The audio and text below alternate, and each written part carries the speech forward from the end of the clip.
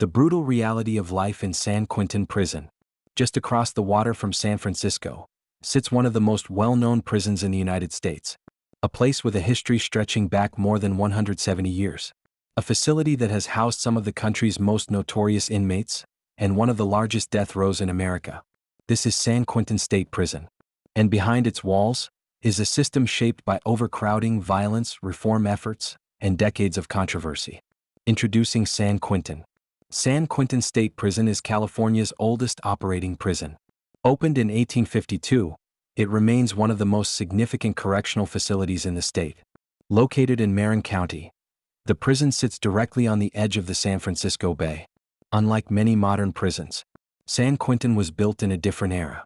And over time, its infrastructure has struggled to keep up with the demands of a growing prison population. Scale and population. San Quentin has housed thousands of inmates at any given time.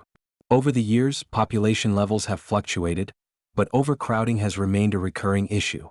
In certain periods, the number of inmates exceeded the facility's intended capacity. This placed strain on housing units, healthcare services, and daily operations. In response, California has implemented population reduction measures, including court-ordered reforms. But the effects of overcrowding have left a lasting impact. Before we go further, if you value real, fact-based prison documentaries like this, like the video, subscribe to Life Behind Bars, and help us continue telling these stories. Death row at San Quentin. San Quentin is perhaps best known for one thing: death row. For decades, California's male death row population was housed here. At its peak, it was the largest death row in the United States. Inmates sentenced to death were held under maximum security conditions, often in single cells, with limited movement and strict supervision. However, policies have changed in recent years. California has halted executions and initiated efforts to transform death row housing into a different model. Even so, the legacy of death row remains central to San Quentin's identity. Daily life inside. Daily life inside San Quentin varies depending on housing assignment and security level.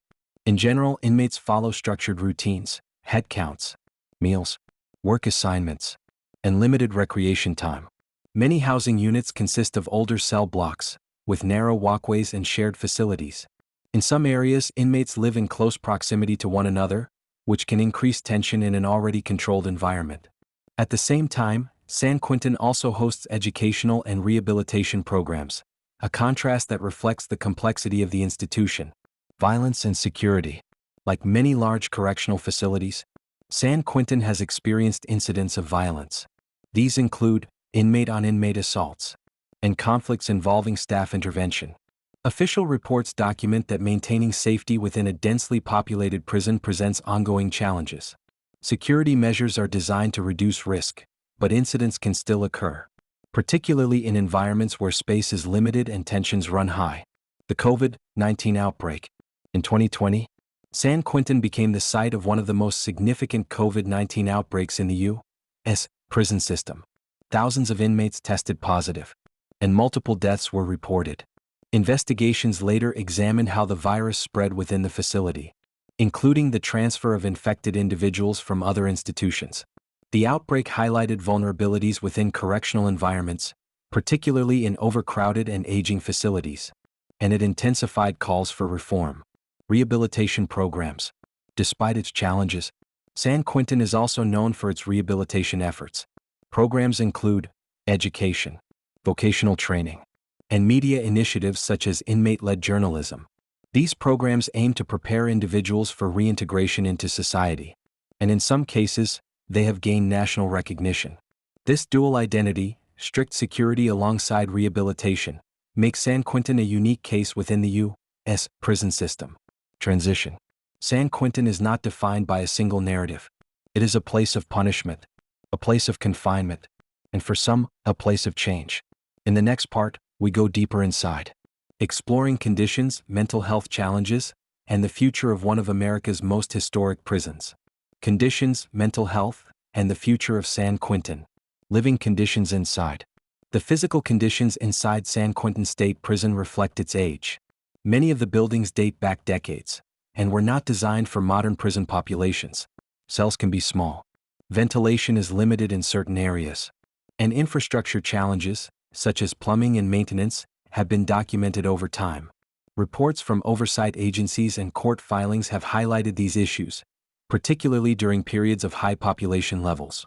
While improvements have been made in some areas, the facility's age remains a defining factor in daily life. Overcrowding and its impact. Overcrowding has played a major role in shaping conditions at San Quentin. At various points, the prison operated above its intended capacity.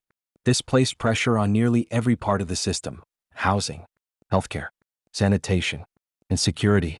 In 2011, the United States Supreme Court ruled in Brown v. Plata that California's prison overcrowding contributed to inadequate medical and mental health care.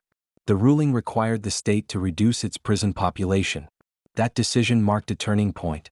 But the effects of overcrowding continue to influence conditions today. Mental health challenges. Mental health remains one of the most critical issues inside correctional facilities. At San Quentin, a significant number of inmates require psychological care. Some are treated for ongoing conditions. Others require crisis intervention. The prison operates specialized units designed to provide support. However, reports have identified ongoing challenges: limited staffing, high demand, and environments that are not always conducive to treatment. Providing mental health care in a prison setting is complex. And at San Quentin, it remains an area under continuous review. Solitary confinement and restrictions. Restrictive housing, often referred to as solitary confinement, has historically been used in California's prison system. At San Quentin, inmates may be placed in isolation for disciplinary or safety reasons. In recent years, policy changes have reduced the use of long-term solitary confinement. Following legal challenges and reforms, the state has shifted toward alternative approaches. Even so, the use of restrictive housing remains a subject of ongoing debate. Internal dynamics and structure. Inside San Quentin, social dynamics play a significant role in daily life. Inmates often organize themselves into groups. These groupings can be influenced by various factors, including shared background or affiliations. Correctional staff monitor these dynamics closely, as they can impact safety and movement within the facility. Managing these internal structures is part of maintaining order in a high-density environment. But it also adds another layer of complexity to prison life. Reform and transformation efforts. In recent years, San Quentin has become a focus of reform efforts. California officials have announced plans to transform the facility into a model centered on rehabilitation.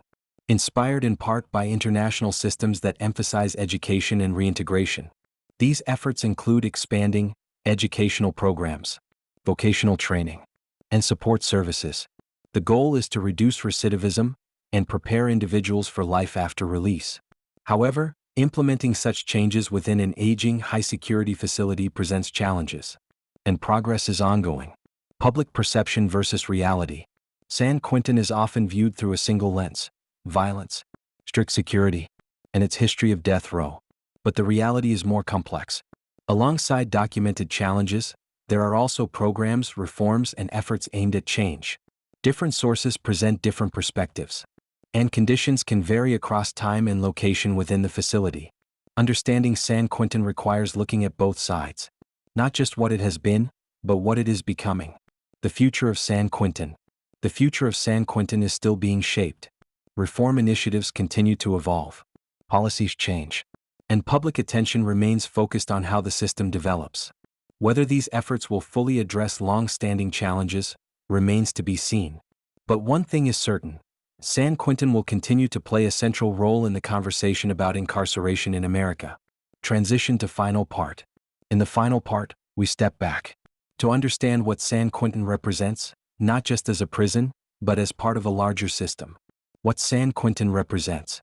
For more than a century, San Quentin State Prison has stood as one of the most recognized prisons in the United States, not just because of its history or its role in housing death row, but because of what it represents: a system under pressure, a system evolving, and a system constantly under scrutiny, a system of contradictions. San Quentin is a place of contradictions. It is a maximum security prison, yet also a center for some of the most recognized rehabilitation programs in the country. It is a place of strict control, but also a place where change is actively being explored. It carries a legacy of punishment, while increasingly becoming part of a conversation about reform. These realities exist side by side, and together, They define what San Quentin is today. The human factor. Behind every statistic, every report, and every policy discussion are individuals. Some serving long sentences, some preparing for release, others navigating the challenges of confinement day by day. Their experiences, documented through research, journalism, and legal records, are what shape the reality of life inside, and what continues to inform the broader discussion about incarceration. Limits of what we know. As with many correctional institutions, not every detail is fully visible. Conditions can change, policies evolve, and different sources may present different perspectives. What is known about San Quentin comes from official data, investigations, and years of reporting. But even with that information, the full picture continues to develop. Final message: San Quentin is more than a prison. It is a reflection of law, of policy, and of the choices made within a justice system. Understanding it is part of understanding something larger. Not just how people are incarcerated, but why.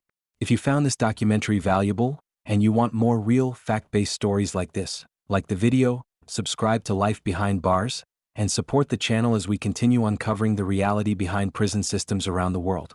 Thank you for watching.